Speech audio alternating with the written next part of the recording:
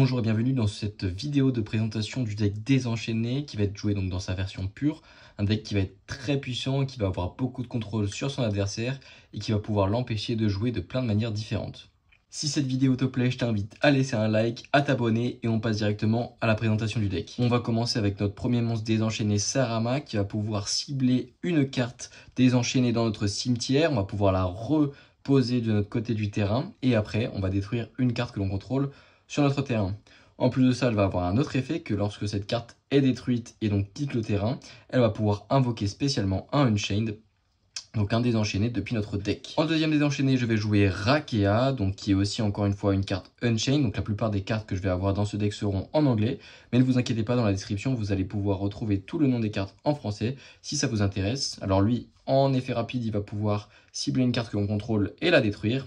Seulement après, on pourra donc invoquer uniquement des démons. Mais ça va pas être très important car on va jouer que des démons.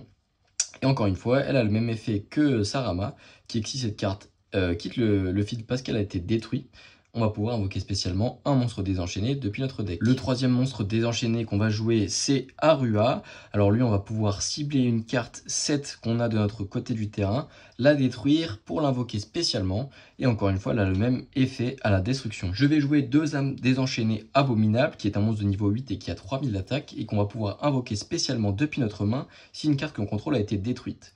En plus de ça, lorsque cette carte est invoquée spécialement, on va pouvoir défausser une carte pour cibler une carte sur le terrain de notre adversaire et la détruire. Et si cette carte est dans notre cimetière parce qu'elle a été détruite depuis le terrain ce tour-ci, on va pouvoir la réinvoquer spécialement. La seule condition, c'est qu'on peut invoquer le nom de cette carte, donc âme désenchaînée abominable, une fois par tour. Donc on ne pourra pas faire l'effet de l'invoquer depuis la main et l'effet de l'invoquer depuis le cimetière durant le même tour. La dernière carte de l'archétype que je vais jouer, c'est l'âme désenchaînée du désastre, qui lui aussi est niveau 8, qui a 0 d'attaque et 3000 de défense, mais qui gagnera 300 d'attaque pour toutes les cartes désenchaînées que l'on a dans notre cimetière.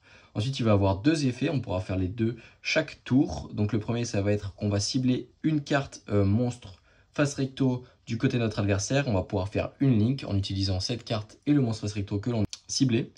Et le deuxième effet, ça va être que lorsque cette carte sera détruite soit par combat, soit par effet de carte, on va pouvoir cibler un monstre désenchaîné dans notre cimetière et l'invoquer spécialement. Et voilà une carte qui va rendre le deck très puissant, c'est qu'on peut jouer le migrateur dimensionnel en 3 exemplaires.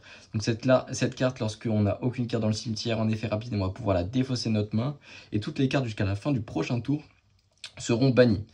Donc c'est une carte que j'ai présentée déjà dans ma vidéo sur les end traps, que je vous invite à voir si vous ne l'avez pas vue. C'est une carte qu'on ne peut pas jouer dans tous les decks, mais qui se trouve très puissante lorsqu'on peut la jouer. Et le dernier monstre que je vais jouer, c'est l'illusionniste d'effet en 3 exemplaires, que je vous ai déjà présenté dans beaucoup de vidéos. Je vais jouer 3 prisons de l'abomination, qui est une carte magie. Lorsqu'elle sera active, on va pouvoir ajouter une carte désenchaînée de notre deck à notre main.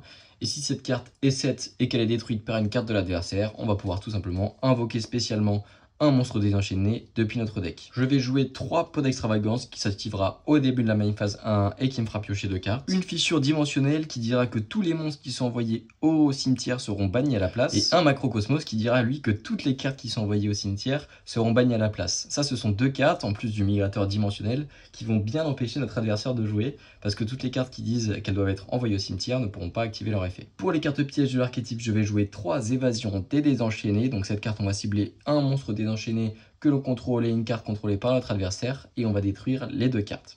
Ça va être utile notamment pour activer les effets de nos cartes monstres qui vont pouvoir invoquer spécialement des monstres depuis notre deck.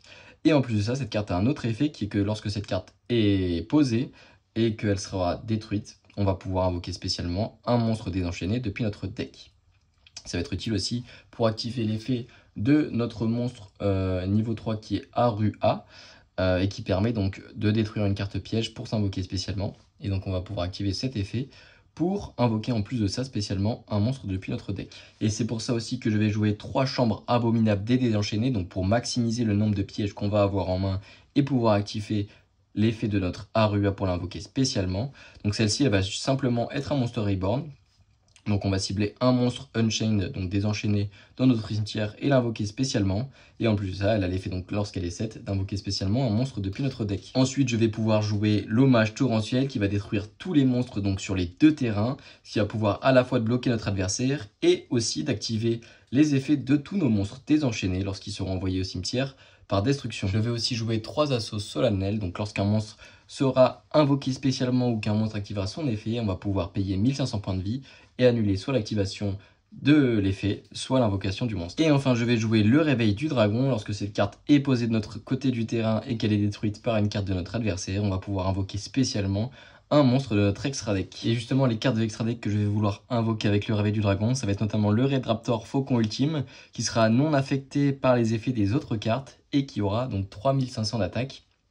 Donc un monstre qui est très difficile à passer, et je joue en 3 exemplaires pour toujours en avoir malgré le pot d'extravagance. Et je joue aussi l'ultime guerrier d'une autre planète pour avoir un autre choix. Lorsque cette carte est invoquée spécialement, on va détruire tous les autres monstres sur le terrain, et ensuite aucun des deux joueurs ne pourra invoquer de monstres tout simplement. Évidemment, on va aussi jouer des monstres désenchaînés comme l'âme désenchaînée de la rage, qu'on va jouer en 3 exemplaires, et qui sera avec 2 monstres dont un désenchaîné, et qu'on va donc pouvoir durant le tour de notre adversaire, durant la main phase de notre adversaire, en effet rapide, on va pouvoir faire une lien en utilisant ce monstre et un monstre qui se trouve sur le terrain de notre adversaire. Donc on va pouvoir faire une lien 3 notamment si on va prendre la normale summon, ou peut-être plus si on prend des monstres liens de notre adversaire. Et lorsque cette carte est détruite, on va pouvoir cibler une carte désenchaînée dans notre cimetière et la récupérer à notre main. Je vais aussi jouer 3 âmes désenchaînées de l'angoisse, qui donc elle est une ligne 3, et qui va pouvoir faire des links avec donc les monstres de notre adversaire, mais cette fois-ci pendant notre tour.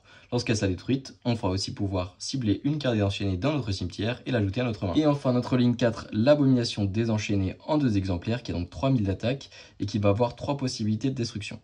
La première, c'est lorsque une carte sur le terrain est détruite, hormis par l'effet d'abomination désenchaînée, on va pouvoir détruire une carte sur le terrain. Lorsqu'une carte est détruite au combat, on va pouvoir cibler une carte sur le terrain aussi et la détruire. Et enfin, à la end phase, on va tout simplement pouvoir détruire une carte sur le terrain. Et enfin, la dernière carte qu'on va jouer, c'est le Zéroboros topologique, donc une autre ligne 4 et qui pourra se faire en alternative à l'abomination désenchaînée si on pense que cette carte est meilleure.